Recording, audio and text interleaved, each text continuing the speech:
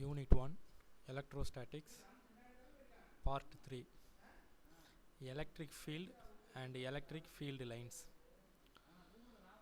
இந்த ப்ரெசன்டேஷனில் electric field அடுத்து electric field lines இதை பற்றி தான் இந்த ப்ரெசன்டேஷனில் பார்க்க போகிறோம். ஃபஸ்ட்டு எலக்ட்ரிக் ஃபீல்டு அப்படிங்கிறதுக்கான டெஃபினிஷன் பார்க்கலாம். இப்போ ஃபீல்டு அப்படின்னு சொன்னோன்னா எதை ஃபீல்டுன்னு சொல்லுவாங்க அப்படின்னா it's a region in which force is exerted on an object at a distance. இதை தான் என்ன சொல்லுவாங்க அப்படின்னா ஃபீல்டு அப்படின்னு சொல்லுவாங்க. இப்போ எலக்ட்ரிக் ஃபீல்டு அப்படிங்கிறது என்னென்னு பார்க்க போகிறோம். இப்போ எலக்ட்ரிக் ஃபீல்டு பார்க்குறதுக்கு முன்னாடி நம்ம ப்ரீவியஸாக மேக்னெட்டிக் ஃபீல்டு அப்படிங்கிறது என்னென்னு தெரிஞ்சுக்கிட்டோம்னா எலக்ட்ரிக் ஃபீல்டு பார்க்குறதுக்கு கொஞ்சம் ஈஸியாக இருக்கும். ஸோ மேக்னெட்டிக் ஃபீல்டு அப்படின்னா இப்போது இதான் ஒரு பார் மேக்னெட் எடுத்துக்கிறோம். இப்போ இந்த பார் மேக்னெட்டில் ஒரு 2 போல்ஸ் இருக்கும், north pole and this is south pole.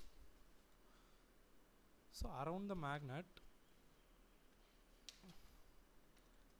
magnetic field lines இந்த மாதிரி மேக்னெட்டை சுற்றி அந்த ஃபீல்டு லைன்ஸ் க்ரியேட் ஆகிருக்கும் ஸ்பேஸில்.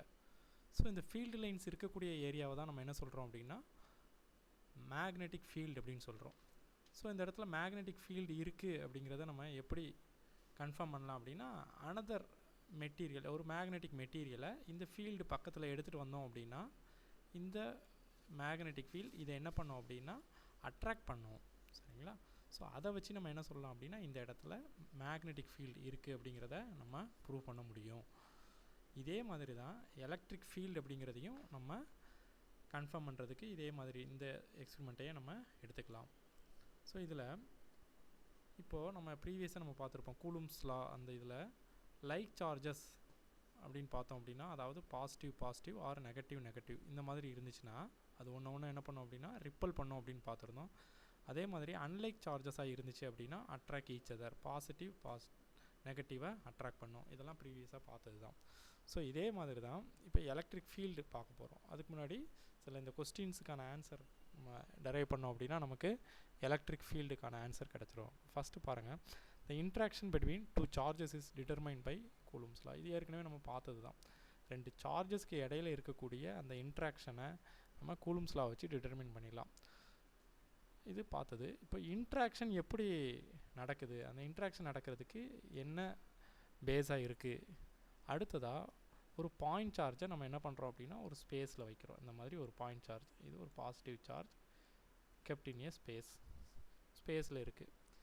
இப்போ அனதர் பாயிண்ட் சார்ஜை இதிலேருந்து சம் டிஸ்டன்ஸில், இதிலேருந்து ஒரு ஆறுங்கிற ஒரு டிஸ்டன்ஸ், ஆர் அப்படிங்கிற டிஸ்டன்ஸில் அனதர் பாயிண்ட் சார்ஜ், அதுவும் ஒரு பாசிட்டிவ் சார்ஜாகவே நம்ம ப்ளேஸ் பண்ணுறோம். இப்போ என்ன நடக்கும் அப்படின்னா இது பாசிட்டிவாக இருந்துச்சு அப்படின்னா இந்த 2 சார்ஜஸ்க்கு இடையில் ஒரு ரிப்பல்சிவ் ஃபோர்ஸ் இருக்கும் இந்த டைரெக்ஷனில். இல்லை இது ஒரு நெகட்டிவ் சார்ஜாக இருந்துச்சு அப்படின்னா இந்த பாசிட்டிவ்க்கும் இந்த நெகட்டிவ் சார்ஜுக்கும் இடையில என்ன இருக்கும் அப்படின்னா ஒரு அட்ராக்டிவ் ஃபோர்ஸ் இருக்கும். இப்போ இந்த ஃபோர்ஸ் எப்படி க்ரியேட் ஆகுது இது தான் நம்ம இங்கே பார்க்க போகிறோம். ஸோ இப்போ இதுதான் இந்த பாயிண்ட் சார்ஜ். நம்ம ஏற்கனவே சொன்ன மாதிரி எந்த ஒரு சார்ஜ் இருந்தாலும் பாசிட்டிவோ அது நெகட்டிவோ இருந்தாலும் அதை சுற்றி எப்படி இருக்கும் அப்படின்னா எலக்ட்ரிக் ஃபீல்டு அந்த ரீஜியனில் அப்படியே சரௌண்டிங் இந்த ரீஜியனில் சுற்றி என்ன இருக்கும் அப்படின்னா எலக்ட்ரிக் ஃபீல்டு இருக்க தான் செய்யும். ஸோ இப்படி எலக்ட்ரிக் ஃபீல்டு இருக்குது அப்படிங்கிறத நம்ம எப்படி எக்ஸ்பீரியன்ஸ் பண்ணுறது, என்ன பண்ணலாம் அப்படின்னா இது பக்கத்தில் அனதர் ஒரு பாயிண்ட் சார்ஜை நம்ம இங்கே கொண்டு வந்தாலே போதும். ஒரு அதை என்ன சொல்லுவாங்க அப்படின்னா டெஸ்ட் சார்ஜ் அப்படின்னு சொல்லுவாங்க, Q0 அப்படின்னு நம்ம எடுத்துப்போம். வழக்கமாக அந்த டெஸ்ட் சார்ஜ் டெஸ்டர்னு ஒன்று யூஸ் பண்ணுவோம். அந்த டெஸ்டர் எதுக்கு யூஸ் பண்ணுவாங்க அப்படின்னா அந்த சர்க்யூட்டில் கரண்ட் பாஸ் ஆகுதா அப்படிங்கிறத ஃபைண்ட் அவுட் பண்ணுறதுக்காக நம்ம டெஸ்டரை யூஸ் பண்ணுவோம். அதே மாதிரி தான் இந்த இடத்துல எலக்ட்ரிக் ஃபீல்டு இருக்குதா அப்படின்னு கண்டுபிடிக்கிறதுக்காக நம்ம ஒரு டெஸ்ட் சார்ஜை எடுத்துகிட்டு போகிறோம். ஸோ அந்த சார்ஜ் எப்போதுமே எப்படின்னா Q0ன்னு எடுத்துப்போம். ஆல்வேஸ் அது எப்படி தான் இருக்கும் அப்படின்னா ஒரு யூனிட் பாசிட்டிவ் சார்ஜாக இருக்கும். இதுதான் டெஸ்ட் சார்ஜ் அப்படின்னு நம்ம சொல்கிறோம். இந்த டெஸ்ட் சார்ஜை பக்கத்தில் எடுத்துகிட்டு போன உடனே என்ன பண்ணோம் அப்படின்னா இங்கே இருக்கக்கூடிய அந்த சோர்ஸ், அதாவது அது பாசிட்டிவோ இல்லை நெகட்டிவ் சார்ஜோ, இந்த டெஸ்ட் சார்ஜை என்ன பண்ணலாம், ரிப்பல் பண்ணலாம் இல்லை அட்ராக்ட் பண்ணலாம். அதை வச்சு இந்த டெஸ்ட் சார்ஜ் மேலே ஒரு ஃபோர்ஸ் எக்ஸ்பீரியன்ஸ் ஆகுது. அதை வச்சு நம்ம என்ன பண்ணலாம் அப்படின்னா இந்த இடத்துல எலக்ட்ரிக் ஃபீல்டு இருக்குது அப்படிங்கிறத நம்மளால் கன்ஃபார்ம் பண்ண முடியும். ஸோ இப்போது அதே எக்ஸாம்பிள் தான், அனதர் எக்ஸாம்பிள் பாருங்கள். இந்த இடத்துல ஒரு க்யூங்கிற பாசிட்டிவ் சார்ஜ் இருக்குது. இப்போ இதில் இருந்து ஆர் டிஸ்டன்ஸில் இங்கே ஒரு பாயிண்ட் இருக்குது, பிங்கிற பாயிண்ட். இந்த பாயிண்ட்டில் என்ன சார்ஜ் வச்சுருக்காங்க அப்படின்னா ஒரு டெஸ்ட் சார்ஜை ப்ளேஸ் பண்ணியிருக்காங்க. இந்த சோர்ஸ்ன்னு சொல்லக்கூடிய இந்த சார்ஜுக்கும் டெஸ்ட் சார்ஜுக்கும் இடையில இருக்கக்கூடிய டிஸ்டன்ஸை நம்ம ஆர்னு எடுத்துக்கிறோம். இப்போது இது டெஸ்ட் சார்ஜ், நான் எப்போதுமே சொன்ன மாதிரி டெஸ்ட் சார்ஜ் அப்படின்னாலே ஆல்வேஸ் பாசிட்டிவ். ஸோ இங்கே சோர்ஸில் இருக்கிறதும் பாசிட்டிவ், நம்ம இங்கே ப்ளேஸ் பண்ணியிருக்கக்கூடிய டெஸ்ட் சார்ஜும் பாசிட்டிவ். ஸோ இந்த பாசிட்டிவ் சார்ஜ் இந்த பாசிட்டிவ் சார்ஜை ரிப்பல் பண்ணுது. ஸோ எலக்ட்ரிக் ஃபீல்டோட டைரக்ஷன் பார்த்தீங்க அப்படின்னா அவே இந்த டைரக்ஷனில் இருக்குது. இப்போ இதை ஒரு ஈக்குவேஷனில் நம்ம கூலும்ஸ் லாவை யூஸ் பண்ணி இந்த எலக்ட்ரிக் ஃபீல்டுக்கு ஒரு ஃபார்முலாவை க்ரியேட் பண்ண போகிறோம். எப்படி க்ரியேட் பண்ண போகிறோம்? நமக்கு ஆல்ரெடி கூலும்ஸ்லாம் தெரியும். என்ன அப்படின்னா எஃப் இஸ் ஈக்குவல் டு, இந்த கூலும்ஸ் லாவை இங்கே ரைட் பண்ணி காட்டுறேன். F is equal to K Q1 into Q2 divided by R square. இது கூலும்ஸ் லா. இப்போ இந்த கூலும்ஸ் லாவை யூஸ் பண்ணி இந்த Pங்கிற பாயிண்டில் எலக்ட்ரிக் ஃபீல்டோட வேல்யூவை நம்ம கால்குலேட் பண்ண போகிறோம். எப்படி கால்குலேட் பண்ணலாம்? இப்போ ஃபோர்ஸ் கால்குலேட் பண்ணலாம் ஃபஸ்ட்டு. இப்போ F is equal to K, Q அப்படிங்கிறது இந்த சார்ஜ் நம்ம வச்சுருக்கக்கூடிய இந்த சோர்ஸுக்கு பதிலாக என்ன பண்ணிக்கிறோம், இந்த Qக்கு பதிலாக இதுதான் அந்த Q. அடுத்து இங்கே வச்சுருக்கிறது நம்ம என்னது டெஸ்ட் சார்ஜ். ஸோ அதை என்னென்னு எடுத்துப்போம், Q0ன்னு எடுத்துப்போம். ஸோ இந்த Q2க்கு பதிலாக நம்ம என்ன போட்டுக்கலாம், இந்த Q0 இங்கே சப்ஸ்டிட் பண்ணிக்கலாம். டிவைடட் பை இதுக்கு இடையில இருக்கக்கூடிய டிஸ்டன்ஸ் R, அதோட square R square. R cap அப்படிங்கிறது யூனிட் வெக்டார். இப்போ Kக்கு பதிலாக நம்ம 1/4/ε0 அப்படிங்கிற இந்த வேல்யூவை சப்ஸ்டிட் பண்ணிக்கலாம். Q into Q0 divided by R square. இதில் Kயோட வேல்யூ 1/4/ε0 அப்படின்னு சொல்லுவோம். இது கூலும்ஸ் லா. இந்த சோர்ஸுக்கும் இந்த டெஸ்ட் சார்ஜுக்கும் இடையில இருக்கக்கூடிய இன்ட்ராக்ஷன் ஃபோர்ஸோட வேல்யூவை இப்போ நம்ம கால்குலேட் பண்ணியாச்சு. இப்போ இந்த வேல்யூவில் இருந்து நம்ம என்ன பண்ண போகிறோம்னா எலக்ட்ரிக் ஃபீல்டுக்கான இந்த ஃபார்முலாவை எப்படி டெரைவ் பண்ணுறது அப்படின்னு பார்க்கலாம். அப்போ எலக்ட்ரிக் ஃபீல்டு அப்படிங்கிறது நம்ம ஆல்ரெடி சொன்ன மாதிரி எலக்ட்ரிக் ஃபீல்டுங்கிறது ஒரு டெஸ்ட் சார்ஜை நம்ம வைக்கும்போது, இந்த இடத்துல ஒரு டெஸ்ட் சார்ஜ் வைக்கும்போது இந்த டெஸ்ட் சார்ஜ் எந்த அளவுக்கு ஃபோர்ஸை எக்ஸ்பீரியன்ஸ் பண்ணுதோ அதுதான் அந்த இடத்தோட எலக்ட்ரிக் ஃபீல்டு அப்படின்னு நம்ம சொன்னோம். அப்போ இந்த டெஃபினிஷனில் பார்த்தோம் அப்படின்னா, டெஃபினிஷன் பாருங்கள். The electric field at a point P at a distance R from the point charge Q is the force experienced by a unit charge. இந்த ஒரு பாயிண்ட் எழுதினாலே போதும், உங்களுக்கு 2 மார்க் கொடுத்துருவாங்க. எலக்ட்ரிக் ஃபீல்டுக்கான டெஃபினிஷன் அப்படின்னு கேட்டாங்கன்னா இது மட்டும் எழுதினாலே போதும். என்ன அப்படின்னா the force experienced by a unit charge அப்படின்னு சொல்கிறாங்க. அப்போ அதை இன்கேஸ் ஆஃப் ஈக்குவேஷனில் நம்ம எப்படி எழுதலாம் அப்படின்னு பார்த்தோம் அப்படின்னா, இப்போ இங்கே பாருங்கள், force experience by unit charge. அப்போ ஃபோர்ஸ் அப்படிங்கிறத எழுதியாச்சு, F experience by unit charge. So F divided by Q அப்படின்னு எழுதிக்கிறோம். சரிங்களா? இதுதான் ஈஸ் ஈக்குவல் டு எலக்ட்ரிக் ஃபீல்டுக்கான டெஃபினிஷனை நம்ம இன் டேர்ம்ஸ் ஆஃப் ஈக்குவேஷனில் எழுதிட்டோம். Is equal to F by Q அப்படின்னு எழுதியாச்சு. ஸோ ஆல்ரெடி எஃபோட வேல்யூ நம்ம ப்ரீவியஸ் இதில் பார்த்துருக்குறோம். ஃபோர்ஸ் நம்ம ஆல்ரெடி கால்குலேட் பண்ணி வச்சுருக்கிறோம். என்ன கால்குலேட் பண்ணி வச்சுருக்கிறோம் அப்படின்னா 1/4/ε0 Q into Q0 divided by R square. So அந்த வேல்யூ இந்த இடத்துல சப்ஸ்டிட் பண்ணுங்கள். 1/4/ε0 Q இன்ட்டு அகைன் இந்த இடத்துல ஒரு Q0 அப்படிங்கிறது இருக்கும். சரிங்களா? Q0 இருக்கும். டிவைடட் பை இதெல்லாம் வந்திருக்கும். Again divided by experience by unit சார்ஜா. ஸோ இந்த இடத்துல ஒரு Q0 நமக்கு கிடைக்கும். அதாவது இந்த Q0 ஃபோர்ஸுக்கு பதிலாக ப்ரீவியஸ் ஈக்குவேஷனில் உள்ள அந்த ஃபோர்ஸ் வேல்யூவை இங்கே சப்ஸ்டிட் பண்ணியாச்சு.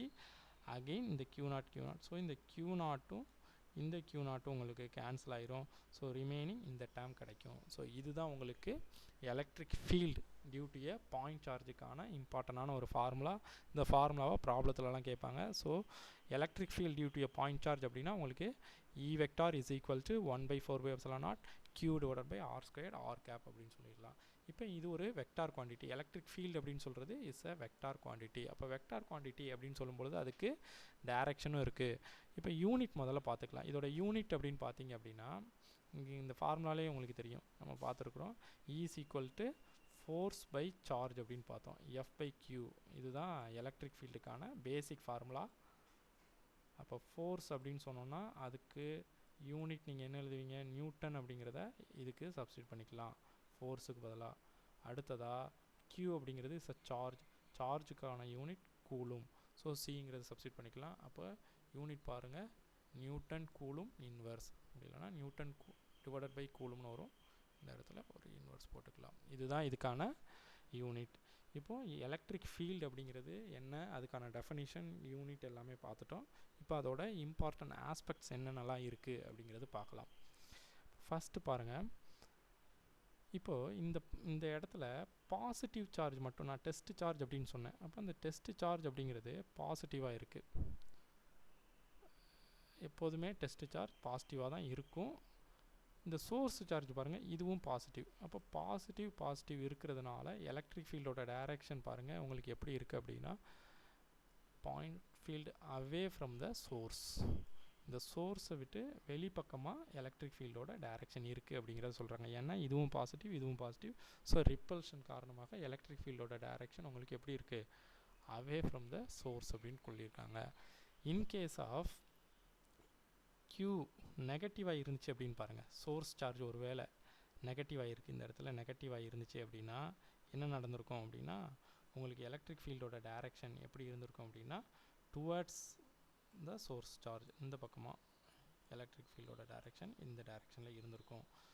ஏன் அப்படின்னா சோர்ஸ் சார்ஜ் வந்து நெகட்டிவ், நம்ம யூஸ் பண்ணக்கூடிய டெஸ்ட் சார்ஜ் அப்படிங்கிறது எப்போதுமே பாசிட்டிவ் தான். ஸோ இந்த நெகட்டிவ் இந்த பாசிட்டிவ் அட்ராக்ட் பண்ணுறதுனால நமக்கு எலக்ட்ரிக் ஃபீல்டோட டைரக்ஷன் எப்படி இருக்குது, டுவர்ட்ஸ் த சோர்ஸ் சார்ஜாக இருக்குது. இப்போ இதுக்கு அடுத்ததாக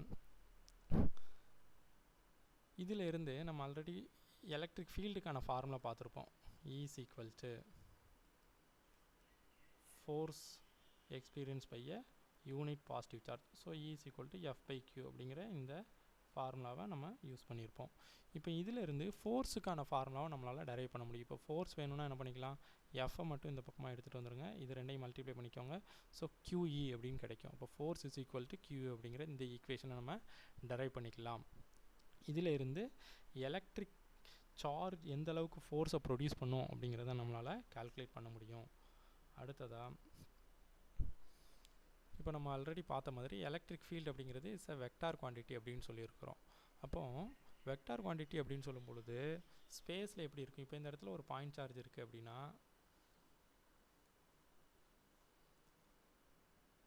இது சுற்றி இருக்கக்கூடிய அந்த எலக்ட்ரிக் ஃபீல்டோட டைரக்ஷன் எப்படி இருக்கும் அப்படின்னா இந்த மாதிரி அவுட்வர்ட் டைரக்ஷனில் இருக்கும். இதை இன்னும் டீட்டெயிலாக நம்ம என்ன பண்ணலாம் அப்படின்னா எலக்ட்ரிக் ஃபீல்டு லைன்ஸ் அப்படிங்கிற அந்த டாபிக் போகும்போது இன்னும் கிளியராக படிக்கலாம். ஸோ இப்போ இந்த இடத்துல இந்த மாதிரி அவுட்வர்ட் டைரக்ஷனில் இருக்கும். இப்போ இதில் ஒவ்வொரு பாயிண்ட்லேயும் இது ஒரு பாயிண்ட்டாக எடுத்துக்கோங்க, அடுத்து இந்த பாயிண்ட், அடுத்து இந்த பாயிண்ட், அந்த சார்ஜை விட்டு நம்ம வெளியில் போக போக போக எலக்ட்ரிக் ஃபீல்டோட மேக்னிடியூட் என்ன ஆகிட்டே இருக்கும் அப்படின்னா டிக்ரீஸ் ஆகிட்டே இருக்கும். அதே மாதிரி டுவர்ட்ஸ் த சார்ஜ் நம்ம கிட்ட வர வர என்ன பண்ணிக்கிட்டே இருக்கும் அப்படின்னா இதோட எலக்ட்ரிக் ஃபீல்டு என்ன ஆகிட்டே இருக்கும், இன்க்ரீஸ் ஆகிட்டே இருக்கும். ஸோ இப்போ இதுக்கு அடுத்ததாக அனதர் ஃபீச்சர்ஸ் பார்க்கலாம்.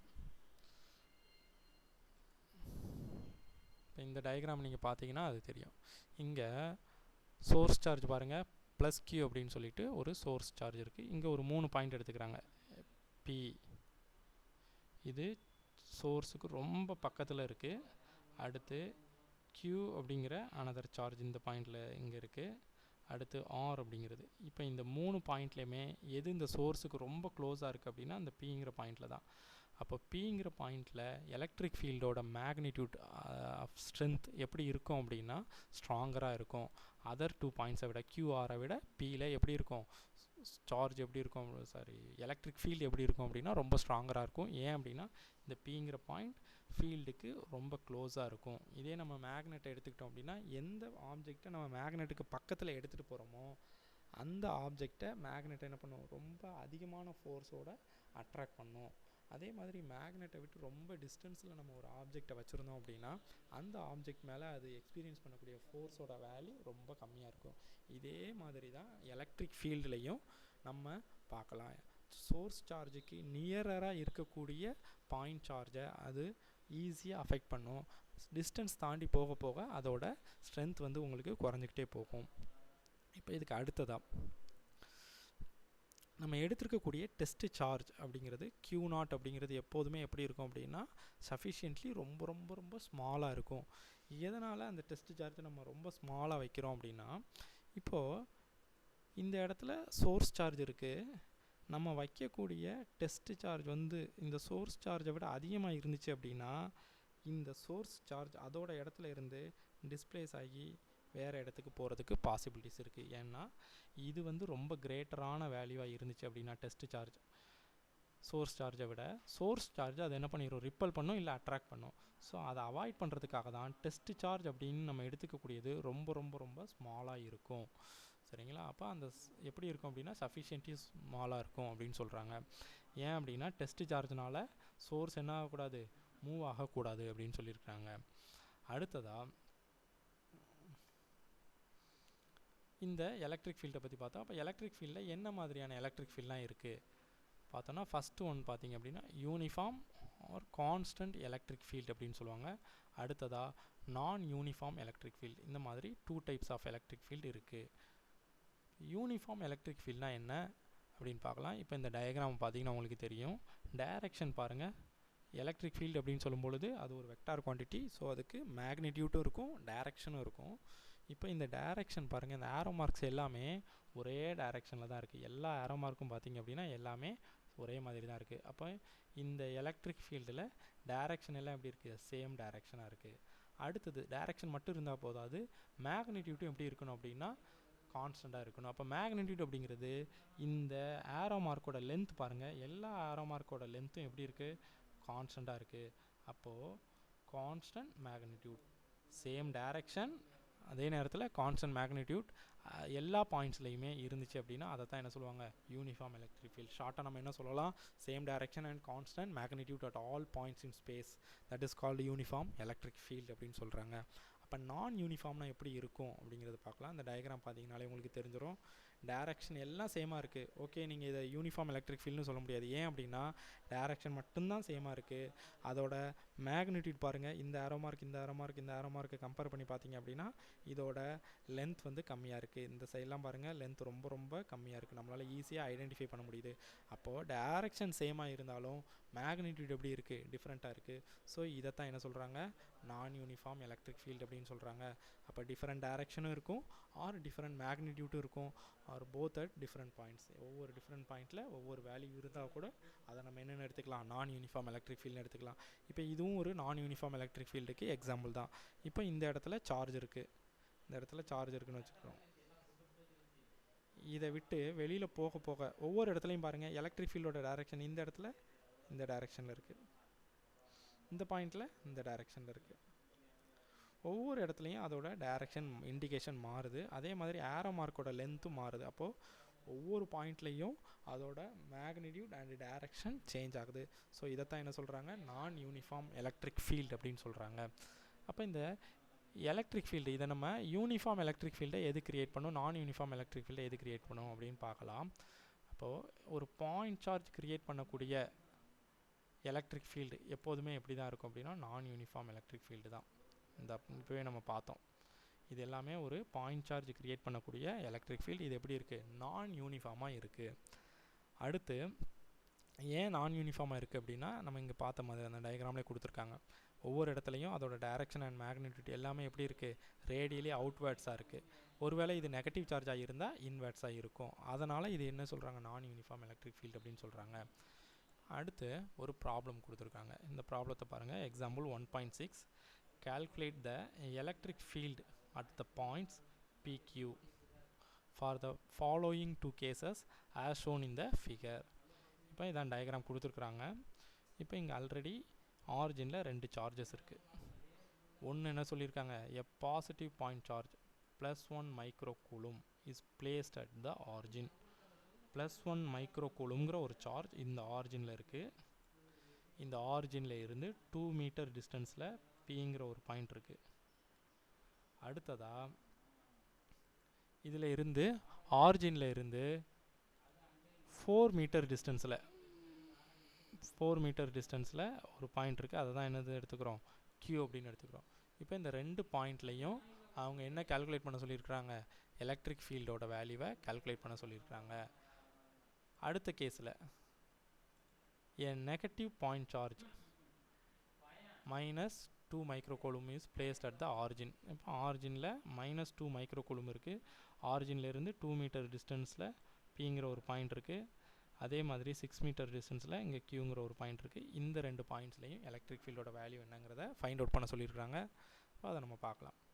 ஃபஸ்ட்டு பாருங்கள், ஃபார்முலா தான் நமக்கு basic. Electric field due to point சார்ஜுக்கான ஃபார்முலா இதுதான். E is equal to 1/4 pi epsilon naught Q divided by R square. சில பேருக்கு இந்த Q எந்த Qவை நம்ம போடணும், ஏன்னா டெஸ்ட் சார்ஜோட வேல்யூ போடணுமா இல்லை சோர்ஸோட மேக்னிடியூட்டை சப்ஸ்டிட் பண்ணுமா அப்படின்னு ஒரு டவுட் இருக்கும். டெஸ்ட் சார்ஜை நம்ம போடக்கூடாது. இங்கே என்ன சார்ஜை வச்சுருக்கிறாங்களோ சோர்ஸ் சார்ஜுன்னு சொல்லுவோம். இதைத்தான் நம்ம அங்கே Qக்கு பதிலாக சப்ஸ்டிட் பண்ணணும். ஆருக்கு பதிலாக அந்த டிஸ்டன்ஸை சப்ஸ்டிட் பண்ணிக்கலாம். அப்போ ஃபார்முலா நம்ம ஆல்ரெடி பார்த்துட்டோம். 1/4 pi epsilon naught Q by R square. 1/4 pi epsilon நாட்டுக்கு பதிலாக டோட்டலாக இந்த வேல்யூ நம்ம சப்ஸ்டிட் பண்ணிப்போம். ப்ரீவியஸாக நம்ம பார்த்தது தான். 9 × 10⁻⁹ அப்படிங்கிறத பார்த்துக்கலாம், சப்ஸ்டிட் பண்ணிக்கலாம். அடுத்து Qக்கு பதிலாக என்ன வேல்யூ அங்கே கொடுத்துருந்தாங்க அப்படின்னா 1 மைக்ரோ கூலும் அப்படின்னு கொடுத்துருந்தாங்க. ஸோ 1 போட்டாச்சு. மைக்ரோ அப்படின்னா 10⁻⁻⁶. ஸோ மைக்ரோக்கு பதிலாக 10⁻⁻⁶ சப்ஸ்டிட் பண்ணிட்டோம். ஆர் அப்படிங்கிறது 4 மீட்டர்னு கொடுத்துருந்தாங்க, சாரி 2 மீட்டர் அப்படின்னு கொடுத்துருந்தாங்க. ஸோ ஆர் ஸ்கொயர் அப்படின்னு சொல்லும்போது 4ங்கிறத சப்ஸ்டிட் பண்ணிக்கலாம். ஸோ இதை சிம்பிளிஃபிகேஷன், மேத்தமெட்டிக்கல் சிம்பிளிஃபிகேஷன் பண்ணிங்க அப்படின்னா உங்களுக்கு என்ன கிடைக்கும், 2.25 × 10⁻³ அப்படின்னு கிடைக்குது. யூனிட் அப்படின்னு பார்த்தீங்கன்னா எலக்ட்ரிக் ஃபீல்டோட யூனிட் நியூட்டன் கூலும் இன்வர்ஸ், அந்த வேல்யூவை இங்கே சப்ஸ்டிட் பண்ணிக்கிறோம். அடுத்ததாக இதோட டைரக்ஷன், ஏன்னா எப்போதுமே எலக்ட்ரிக் ஃபீல்டு அப்படிங்கிறது நான் ஒரு வெக்டார் குவான்டிட்டி அப்படின்னு சொன்னேன். அப்போ இந்த ஸ்டெப் வரைக்கும் நம்ம அதோட மேக்னிடியூட் கண்டுபிடிச்சிட்டோம். இங்கே அதோட டைரக்ஷன் ஃபைண்ட் அவுட் பண்ணுறோம். இப்போ டைரக்ஷன் பாருங்கள், நம்ம வச்சுருக்கக்கூடிய சோர்ஸ் சார்ஜ் அப்படிங்கிறது எப்படி இருக்குது, பாசிட்டிவாக இருக்குது. அப்போ பாசிட்டிவ்னா நம்ம டெஸ்ட் சார்ஜ் எப்போதுமே என்னது தான், பாசிட்டிவ் சார்ஜ் தான். அப்போது சோர்ஸும் பாசிட்டிவ், டெஸ்ட் சார்ஜும் பாசிட்டிவ். அப்போ எப்போதுமே எப்படி இருக்கும், எலக்ட்ரிக் ஃபீல்டு என்ன பண்ணும், அவே ஃப்ரம் த சார்ஜ். அப்போது சோர்ஸை விட்டு எப்படி இருக்கும், அவே இந்த டைரெக்ஷனில் இருக்கும் அப்படின்னு சொல்லியிருக்காங்க. இந்த டைரெக்ஷனில் அதை இங்கே எலக்ட்ரிக் ஃபீல்டு டியூ டு Pங்கிற இந்த பாயிண்ட்டில் இண்டிகேட் பண்ணியிருக்காங்க. எலக்ட்ரிக் ஃபீல்டோட டைரெக்ஷன் இப்படி இருக்கும், ஏன்னா இதுவும் பாசிட்டிவ், இங்கே நம்ம வச்சுருக்கக்கூடிய டெஸ்ட் சார்ஜும் பாசிட்டிவ். அதே மாதிரி இப்போ Qங்கிற பாயிண்ட்டில் பார்க்கலாம். இது நீங்களே ஃபைண்ட் அவுட் பண்ணிடலாம். என்ன பண்ணலாம், ஆருக்கு பதிலாக என்ன சப்ஸ்டிட் பண்ணணும், 4ங்கிறத சப்ஸ்டிட் பண்ணால் போதும். சேம் ஃபார்முலா எல்லாமே இங்கே பார்த்தீங்கன்னா உங்களுக்கு தெரியும், எல்லாமே அப்படியே தான் இருக்கும். இது மட்டும் என்ன இருக்குது, மாறி இருக்குது, டிஸ்டன்ஸ் மட்டும் சேஞ்ச் ஆகிருக்கு. ஸோ டிஸ்டன்ஸை மாற்றும் போது நமக்கு என்ன கிடைக்குது, 10⁻³ நியூட்டன் கூலும் இன்வர்ஸ் அப்படின்னு கிடைக்குது. இந்த வேல்யூ, இந்த வேல்யூ, ரெண்டு வேல்யூவையும் நீங்கள் கம்பேர் பண்ணி பார்த்தீங்கன்னா உங்களுக்கு தெரியும், டிஸ்டன்ஸ் இதுதான் ரொம்ப பக்கத்தில் இருக்குது சோர்ஸுக்கு. இப்போ இதோட மேக்னிடியூட் அதிகமாக இருக்குது, இதோட மேக்னிடியூட் கம்மியாக இருக்குது. இப்போ இதோட டைரெக்ஷன் எப்படி தான் இருக்கும், இதுவுமே நெகட்டிவ் பாசிட்டிவ் சார்ஜ் அப்படிங்கிறதுனால, சோர்ஸும் பாசிட்டிவ்ங்கிறதுனால இதுவும் அவே அப்படி தான் இருக்கும், ஆரிஜினை விட்டு வெளியில் போகிற மாதிரி தான் இருந்திருக்கும். அடுத்தது செகண்ட் கேஸ் பி பார்க்கலாம். இப்போது இங்கே வைக்கக்கூடிய டெஸ்ட் சார்ஜோட வேல்யூ சேஞ்ச் ஆகுது. என்ன ஆகுது, 2 மைக்ரோ கூலும்னு சொல்லியிருக்கிறாங்க. அதே மாதிரி அந்த 2 மைக்ரோ கூலும் அப்படிங்கிறது நெகட்டிவில் கொடுத்துருப்பாங்க, மைனஸில் கொடுத்துருப்பாங்க. ஸோ நீங்கள் ஈக்குவேஷன் இந்த ஃபார்முலாவில் அதெல்லாம் மைனஸ் அப்படிங்கிறதெல்லாம் இங்கே சப்ஸ்டிட் பண்ண தேவையில்லை, ஆனால் டைரெக்ஷனில் நம்ம சப்ஸ்டிட் பண்ணி ஆகணும். ஸோ அதே மாதிரி formula electric field at a point P is equal to KQ/R² போட்டாங்க. கேக்கு பதிலாக 1/4 pi epsilon naught QR². இப்போ 1/4 pi epsilon naught பதிலாக இந்த 9 × 10⁻⁹ சப்ஸ்டிட் பண்ணிட்டீங்க. இந்த Qக்கு பதிலாக சோர்ஸ் சார்ஜ் 2 × 10⁻⁻⁶ டிவைடட் பை 2² போடுவோம், ஏன்னா டிஸ்டன்ஸ் 2 தான். அப்போ 4 கிடச்சிரும். இதை கால்குலேட் பண்ணிங்கன்னா 4.5 × 10⁻³ நியூட்டன் கூலும் -1 கிடைக்குது. இப்போ இங்கே இது மேக்னிடியூட். டைரக்ஷன் எழுதும்போது பாருங்கள், சோர்ஸ் சார்ஜ் என்னவாக இருக்குது, நெகட்டிவாக இருக்குது. அப்போ சோர்ஸ் நெகட்டிவாக இருந்துச்சு அப்படின்னா நமக்கு டைரக்ஷன் எப்படி இருக்கும் அப்படின்னா டுவர்ட்ஸ் த சோர்ஸ் சார்ஜ், இன்வெர்ட்ஸில் இருக்கும். சரிங்களா, டயக்ராமில் பார்த்தீங்கன்னா தெரியும், இந்த இடத்துல கொடுத்துருப்பாங்க. இப்போ இந்த இடத்துல கால்குலேட் பண்ணி சொல்லியிருக்காங்க. இப்போ எலக்ட்ரிக் ஃபீல்டு எப்படி இருக்கும் அப்படின்னா இந்த டைரெக்ஷனில் இருக்கும், ரெண்டுமே இந்த டைரெக்ஷனில் தான் இருக்கும். சரிங்களா, ஓகே. இப்போ அடுத்தது பாருங்கள், கேஸ் பியில் டிஸ்டன்ஸ் மட்டும் தான் சேஞ்ச் ஆகுது. இந்த இடத்துல டிஸ்டன்ஸுக்கு பதிலாக என்ன போட்டுக்கணும், 6² போட்டுக்கணும். 6² அப்படின்னு சொல்லும்போது 36 ஆட்டோமேட்டிக்காக வந்துடும். அதனால் இங்கே 36 அப்படிங்கிறது சப்ஸ்டிட் பண்ணியிருக்காங்க. வேல்யூ பாருங்கள் 0.56 × 10⁻³ I cap நியூட்டன் கூலும் -1 அப்படின்னு சொல்லி கொடுத்துருக்குறாங்க. ஓகேவா? இப்போ இந்த ப்ராப்ளத்தோட ஃபைனல் டைரெக்ஷன் பார்த்தீங்கன்னா இங்கே உங்களுக்கு தெரிஞ்சிருக்கும். ஃபஸ்ட்டு டைரெக்ஷன் பாருங்கள், இது எந்த டைரெக்ஷனில் இருக்குது அப்படின்னு பார்த்தோம் அப்படின்னா I cap அப்படிங்கிற டைரெக்ஷனில் இருக்குது. ஸோ இந்த இடத்துல I cap இண்டிகேட் பண்ணியிருக்காங்களா ஃபஸ்ட் இதுக்கு. செகண்ட் இது J cap டைரெக்ஷன். Y ஆக்சிஸ்னாலே நம்ம என்ன எடுத்துப்போம், J cap. ஸோ ஃபஸ்ட்டு இது I cap, இது J cap. அடுத்ததா செகண்ட் இதில் பாருங்கள், ஃபஸ்ட்டு இது -I cap. அடுத்த செகண்ட் இது பார்த்தீங்க அப்படின்னா இது I capல தான் இருக்கும். ஏன் அப்படின்னு பாருங்கள், இப்போ இது டுவர்ட்ஸ் த ஆரிஜின் வரும்போது என்ன ஆகுது, -x ஆக்சிஸ் டைரெக்ஷனை பார்த்துருக்கு, அதனால் இதுங்க -I capனு சொல்கிறோம். இது பாசிட்டிவ் x ஆக்சிஸ் டைரெக்ஷனை பார்த்து இருக்கிறதுனால +I capனு போட்டுருந்தோம். இப்போ இதில் இருந்து என்ன பண்ணுறாங்க அப்படின்னா ஒரு 1 மார்க் கொஸ்டின் கேட்டிருக்காங்க. நம்ம இது வரைக்கும் பார்த்ததுலேருந்து புக் பேக்கில் உள்ள ஒரு 1 mark question. Which charge configuration producers a uniform electric field அப்படின்னு கேட்டிருக்காங்க. நான் யூனிஃபார்ம்னா நம்ம டக்குன்னு உடனே என்ன சொல்லிடலாம், பாயிண்ட் சார்ஜ் அப்படின்னு சொல்லிடலாம். ஏன் அப்படின்னா பாயிண்ட் சார்ஜ் தான் நான் யூனிஃபார்ம் ப்ரொடியூஸ் பண்ணும் அப்படிங்கிறத நம்ம ப்ரீவியஸான இதில் பார்த்துருந்தோம். அவங்க என்ன கேட்டுட்டாங்க, யூனிஃபார்ம் அப்படின்னு கேட்டுட்டாங்க. அப்போ யூனிஃபார்ம் அப்படின்னு கேட்டாங்கன்னா கண்டிப்பாக பாயிண்ட் சார்ஜ் கிடையாது. அதே மாதிரி லயன் சார்ஜும் கிடையாது. ஏன்னா ஒரு லயன் சார்ஜ் அப்படின்னு எடுத்துக்கிட்டோம் அப்படின்னா இந்த மாதிரி இருக்கும், வரிசையாக லயன் சார்ஜ் இருக்கும். இப்போ இந்த லயன் சார்ஜிலேருந்து டிஸ்டன்ஸ் அதிகமாகி போக போக எலக்ட்ரிக் ஃபீல்டோட மேக்னிடியூட் என்ன ஆகிட்டே இருக்கும், டிக்ரீஸ் ஆகிட்டே இருக்கும். ஸோ லயன் சார்ஜும் கிடையாது. அடுத்ததாக ஸ்பெரிக்கல் ஷெல் அப்படின்னு எடுத்துக்கிட்டிங்கனாலும் இதான் ஒரு ஸ்பெரிக்கல் ஷெல், இந்த மாதிரி இருக்கும். இந்த ஸ்பெரிக்கல் ஷெல்லேருந்து டிஸ்டன்ஸ் தள்ளி நீங்கள் போக போக மேக்னிடியூட் கண்டிப்பாக என்ன ஆகும், டிக்ரீஸ் ஆக தான் செய்யும். அதே மாதிரி ஸ்பெரிக்கல் ஷெல்லோட ஒவ்வொரு பாயிண்ட்லையும், வெளியில் இருக்கக்கூடிய ஒவ்வொரு பாயிண்ட்லையும் எலக்ட்ரிக் ஃபீல்டோட டைரெக்ஷன் பாருங்கள் ஒவ்வொரு டைரெக்ஷனில் இருக்கும். ஸோ இதுவும் நான் யூனிஃபார்ம் எலக்ட்ரிக் ஃபீல்டை ப்ரொடியூஸ் பண்ணும். அப்போ யூனிஃபார்ம் அப்படின்னு சொல்லும் பொழுது யூனிஃபார்ம்லி சார்ஜ்டு பிளேன், ஒரு பிளேன் ஷீட், ஒரு A4 ஷீட் மாதிரி எடுத்துக்கிறோம். அந்த ஷீட் ஃபுல்லாக சார்ஜ்டு பண்ணி இருக்குன்னு வச்சுக்கோங்க. அந்த எலக்ட்ரிக் ஃபீல்டு இருக்கக்கூடிய அந்த பிளேன் ஷீட்டு தான் எதை ப்ரொடியூஸ் பண்ணும், யூனிஃபார்ம் எலக்ட்ரிக் ஃபீல்டை ப்ரொடியூஸ் பண்ணும்.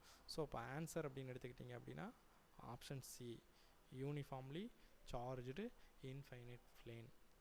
இதை வச்சு 2 மார்க்கில் ஒரு கொஸ்டின் கேட்டிருக்காங்க பாருங்கள், டிஃபைன் எலக்ட்ரிக் ஃபீல்டு அப்படின்னு கேட்டிருக்காங்க. இப்போ நம்ம சிம்பிளாக ஆன்சர் எழுதிடலாம். எப்படி எழுதலாம், the force experience by the unit positive charge placed at a point. இது மட்டும் எழுதினாலே போதும், உங்களுக்கு 2 மார்க்ஸ் கொடுத்துருவாங்க. Force experience by the unit positive charge. அப்போ அதுக்கு ஈக்குவேஷனில் எழுதுறதுனால எழுதிக்கலாம். E vector is equal to force experience by unit positive charge. So அதுக்கு பதிலாக டிவைடட் பை Q0, எஃப்க்கு பதிலாக KQ divided by R² R cap போட்டுக்கலாம். Kக்கு பதிலாக 1/4πε0 Q divided by R² into R cap அப்படின்னு சொல்லிட்டு இந்த டெஃபினிஷனையும் இதோட நம்ம கம்ப்ளீட் பண்ணிக்கலாம். Okay, thank you.